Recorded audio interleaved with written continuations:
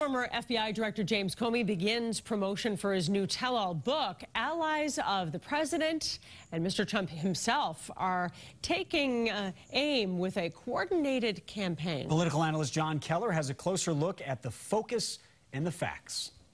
I was appalled by what Director Comey did. Welcome to LionComey.com, a new website that uses Democratic criticism of the former FBI director in an attempt to undermine his credibility. It's part of a campaign that tries to claim Comey cleared the White House of Russian probe obstruction, when in fact his public testimony to the contrary triggered his firing. That includes investigating the nature of any links between individuals associated with the Trump campaign and the Russian government. Also under fire, Comey's character and motives. He does what a lot of people do these days, which is take unnecessary, immature pot shots at the president's appearance.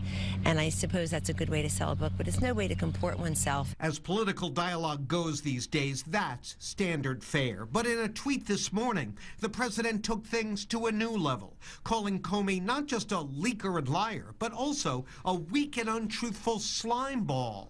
Language that made a top local Republican uncomfortable. I think that sort of rhetoric is something that I don't find effective or moves the conversation forward, certainly.